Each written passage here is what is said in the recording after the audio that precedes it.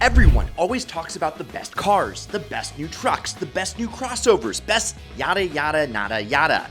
And that's why today we are switching things up, going through every major manufacturer, A to Z, and telling you their single worst car for sale today. Got it? Like, subscribe, and let's go. Because it starts with an A, Acura is our first brand, and the car that we've chosen happens to be the Acura TLX. Now, I happen to like Acura as a brand quite a bit, but the TLX has some of the worst ratings amongst its own lineup with 7.5 out of 10 according to Car and Driver. Now, the current RDX does have a worse rating, but it sells like hotcakes, and the TLX, not so much. Only selling around 3,200 units in the first half of 2024. So, sorry TLX, you take the title this time. Up next is Audi and the Q4 e-tron, and between you and me, it's really any e-tron product they make. Okay, maybe not the GT because that thing is beautiful. Anyways, the Q4 e-tron ranks as our worst Audi on sale because not only does it have one of the lowest Car and Driver scores for the brand at just 7.5 out of 10, but it also hasn't been much of a star at the dealership either. The Q4 e-tron has only sold around 3,700 units in 2024 so far, and if you take even a closer look, any car with the name e-tron at the end is also struggling with sales. Next up, we've got BMW, and their current bottom runner is the BMW 2 Series Grand Coupe. For starters, this thing is front-wheel drive, which is a little bit detached from the sporty BMW flavor that we've come to know and love. And because of that front-wheel drive platform, the silhouette looks a little bit weird, especially in the front end. And to top it all off, the 2 Series Grand Coupe received the worst Car and Driver rating amongst the brand's entire lineup with a 7.5 out of 10. Now, is that a terrible score? Not at all, but the rest of BMW's inventory nowadays has set such a high bar that it's the worst of the best. All right, now we are into the C's, and that means it's time for Chevy. And for this brand, we're gonna have to go with the Blazer EV. Yeah, the Blazer EV isn't the worst car in the world by any stretch. However, its sales numbers compared to other mid-size electric SUVs just aren't up to par, only selling around 13,000 units so far in 2024. Plus, this model scored a less than ideal 56 out of 100 on Consumer Reports testing. Not to mention, it was ranked 8 out of 8 or dead last for electric SUVs. This next one is pretty easy because, well, it's Chrysler, and well, they only have one lone soldier in their entire lineup, the Pacifica minivan. So technically, it's the worst, but it's also the best. So, yeah, it's here. Its overall ratings are either average or pretty good, but unfortunately, we're forced by default to have this car on our list.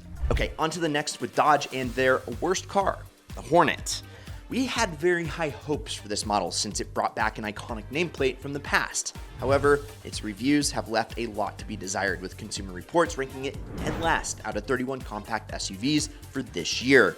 And they gave it an overall score of just 55 out of 100. Plus, just a few months ago, it was the second slowing car in America. Up next is Fiat, and well, this is another one of those Chrysler Pacifica situations because the electric Fiat 500e is Fiat's only offering in the US right now, and so it's both the best and worst. Now, if you do want to know how this car ranks, you can see that Car and Driver rated it 7 out of 10, which isn't horrible, but not quite as good as some of the other compacts on sale today.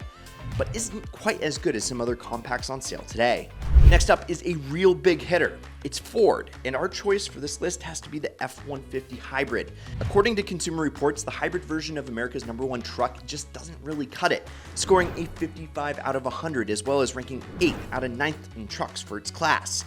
And because the whole hybrid truck thing is still fairly new, the predicted reliability leaves much to be desired with this one. Up next is GMC, and this one is kind of fun. A GMC Savana. See what I did there? If you saw this on a showroom floor this year, you'd probably think that you got transported back to 1999 because, yes, this is a brand new 2024 GMC Savana. It finds itself on this list, well, firstly because of how dated it looks, but secondly because it ranks worst amongst GMC's entire lineup according to Car and Driver with a 6.5 out of 10. But don't get me wrong, this van is tried and true and will haul a bunch of crap better than most things. Okay, now this might be the most interesting on this list because we're talking Honda, and according to most publications, the majority of their cars are 10 out of 10s or damn close to it. But one stands out as their least good model. It's the CR-V fuel cell.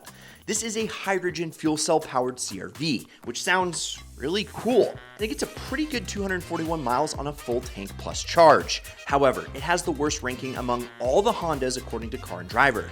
Why? Well, partly it's not Honda's fault because hydrogen availability is slim to none in most places. But the CR-V fuel cell also has some less than ideal dynamics when it comes to acceleration, and it lacks the cargo room that you get in a regular CR-V that costs 20 grand less than this. So, we're sorry Honda, but this one might be a miss. Up next is Kia, and their car for this has to be the Little Forte. This compact sedan is playing in a space that just has too many juggernauts for it to stand out at all. I mean, the Civic, the Corolla, the Mazda 3 are all cars that this poor Kia has to go up against, and it just can't quite keep up. That's why it ranks 10th overall in the compact segment and gets a less than ideal score of 7.5 out of 10, according to Car and Driver. All right, next up is Lexus, and we've chosen the RZ450e. So, right off the bat, the RZ has a lower than average score than the rest of Lexus's SUVs, like the TX, GX, and LX. But it's not just that. The RZ's platform itself just isn't ideal for daily use at the price point. You see, based on the set of wheels that you order, I'm not making this up. Your new RZ can get anywhere from 196 to 220 miles of EPA estimated range. But, and this is very important, real-world tests like the one Car and Driver did got results of only 120 miles on a full charge. Yes, given they did have the less efficient set of wheels on, but it's still over 70 miles less than the EPA's numbers for that set. Additionally, the cargo space is hindered by the low slung roofline, which is kind of the opposite of what you'd want in an SUV. Of course, in the grand scheme of things, Lexus has amazing cars, but this RZ platform is also shared with two other cars, one of which also made this list. Sorry. So, I think it's safe to say this platform and what is usually a fantastic manufacturer kind of missed the mark. Up next on this list is Mazda's MX-30. This is their foray into the electric vehicle world, but for us, it comes up a little short. Right off the bat, the biggest flaw is that the range is only 100 miles on a full charge. It is literally miles behind the competition in its crossover class, cars like the Kia EV6 or the Hyundai Ioniq 5. And for nearly $40,000, the MX-30 just needs some more attention from the development point of view. Up next, Mercedes-Benz. And this is going to be another Honda type situation because Mercedes-Benz doesn't really make any bad cars. And like Honda, they tend to get insanely good ratings. But if we had to choose one, it's the Mercedes-Benz EQS sedan and SUV. According to Car and Driver rankings, the EQS siblings are the two worst rated Mercedes-Benz products on the road, both receiving a 7.5 out of 10. Consumer Reports, well, their ratings are a little worse actually, 58 and 59 for the pair. And if we had to nitpick, their infotainment systems are known to be finicky. Regardless, these are technically the worst cars from one of the best brands in the world, so take it as you will. Up next, we've got Nissan and their worst vehicle, the Titan. Most people think of the Frontier when it comes to Nissan trucks, but they do have the bigger, full-size Titan too. And unfortunately, it has had some harsh reviews and scores around the board. Car and Driver gave the Titan XD model a gnarly 4.5 out of 10 score, mostly because it's less capable than some smaller half-ton pickups it competes against. Plus, sales, well, they're way down. The Titan sold just over 8,000 units so far in 2024, which is minuscule when compared to other full-size trucks like the Tundra, which has sold over 114,000 units so far. Up next is Porsche, and our pick here is going to be the Panamera sedan. Once again, this is a case of a brand that is overall incredible, and the car that is the least amazing of its lineup is the Panamera. Why? Well, for starters, it's one of the worst selling models they make. After Q2 of this year, they had only sold around 1,600 Panameras in total. And as for reviews, it's actually pretty decent with an 8.5 out of 10 score from Car and Driver. It's just that the rest of the Porsche lineup is either a 9 or a 10 or even 11 out of a 10 most of the time. So, Panamera, well, it just barely fell short. Next up is Ram, and probably a vehicle you totally forgot about, the ProMaster van. Now, even though Ram's parent company Stellantis is currently in financial trouble, their trucks are really rating well, receiving multiple 10 out of 10 scores on Car and Driver. However, their van department has dropped the ball a little bit, with the regular ProMaster van receiving an unfortunate score of 5.5 out of 10. Up next is Subaru and their electric Solterra SUV. It finds itself on this list because firstly, it gets one of the worst Subaru ratings from Car and Driver of 7.5 out of 10, which again isn't terrible in the grand scheme of things. In fact, the Subaru Ascent gets an even worse score of 6 out of 10. So, why did we pick the Solterra instead? Well, not only is the range not as good as its competitors at just around 220 miles, but the big kicker, is desirability.